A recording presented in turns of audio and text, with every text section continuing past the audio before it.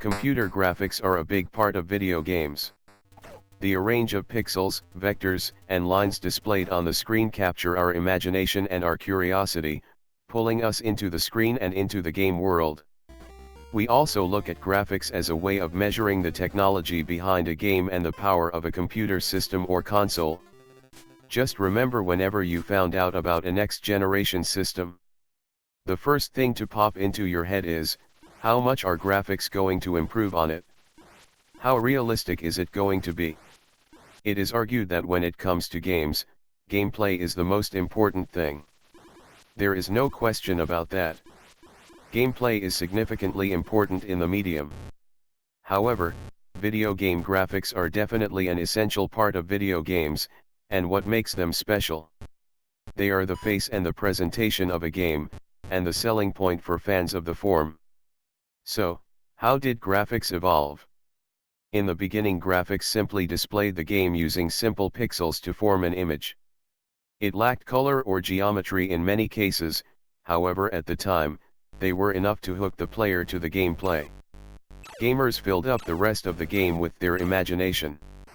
We imagined new worlds and distant galaxies, just by looking at simple shapes and listening to chirp sounds on screen. This same imagination was helped by the art included in the game's box and game's cartridge, as well as coverage in game magazines. The main way for gamers to keep in touch with new releases and upcoming games.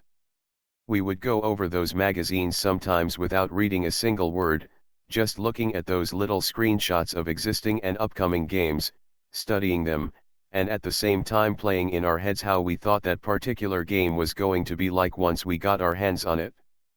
Sometimes, just with a single screenshot of a game. It was incredible.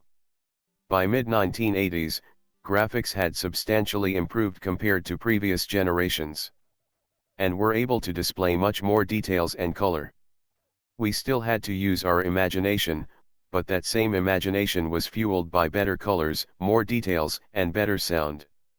Eventually, realism was becoming part of the graphics art style, bringing controversy in some cases and the eventual awareness that made the medium need to be rated in order to protect the younger audience. Games started using new technology which allowed games to have smooth animation and very accurate design, making it closer to an actual cartoon at the time.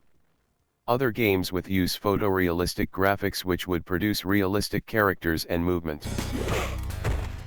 Who can forget visiting an arcade during this same era? Growing up in the 80s and visiting an arcade was sensory overload.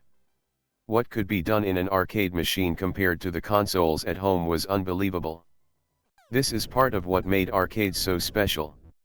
During the arcade golden era, in the late 70s and early 80s, graphics and sound would see an advancement from monochromatic to colorful, more detailed graphics. In the mid-80s and the 90s is when arcade graphics really saw a breakthrough in colors, sprites, animation, characters on screen, to open door. parallax scrolling, sprite scaling,